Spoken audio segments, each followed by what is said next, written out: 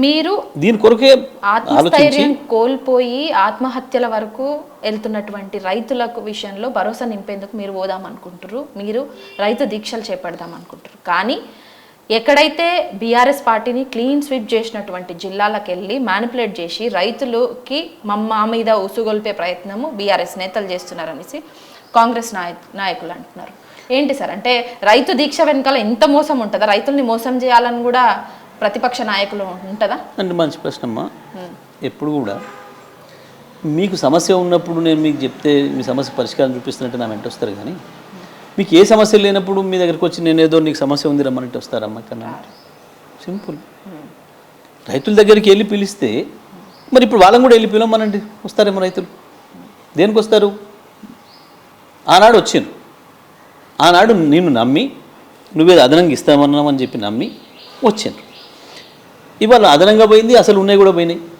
ఈ టైంలో రైతాంగం తిరుగుబాటు చేస్తున్నారు. మేము రాకపోయినా మిమ్మల్ని అడుగుతారు.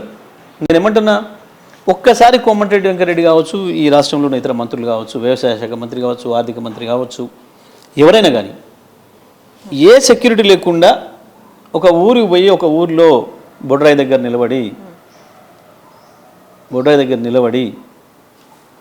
రైతుల్ని పిలిచి మంత్రి గారు వస్తున్నాడు ఊళ్ళకి రండి మీ సమస్యలు చెప్పుకోండి అని అడిగితే మామూలుగా రమ్మని చూద్దాం పోయిన బట్టలతోని.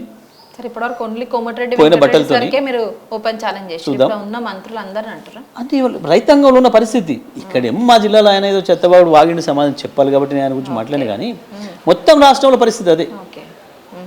సమస్య లేకపోతే ఎందుకు వస్తారమ్మా ఎవరైనా ఎక్కడికైనా? సింపుల్.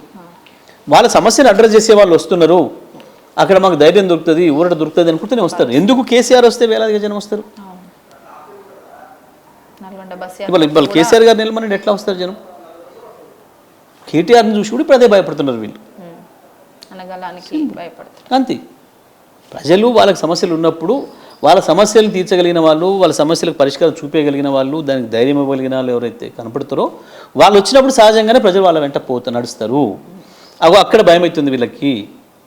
వీళ్ళు చూస్తుంది అక్కడే. అంటే మాకు వ్యతిరేకత మా మీద వస్తుందని తెలుసు, కానీ ఎవరి లేనికుండా చేస్తాం, అందరిని జైలులకు పంపిస్తాం, అందరిని లోపల పెట్టేసేస్తాం, మాట్లాడే గొంతుల్ని మూసేస్తాం, అనిచేస్తాం, దాంతో మేము పరిపాలన చేస్తామని ఒక పిచ్చి మూర్ఖపు పరిపాలనలో పోతున్నారు.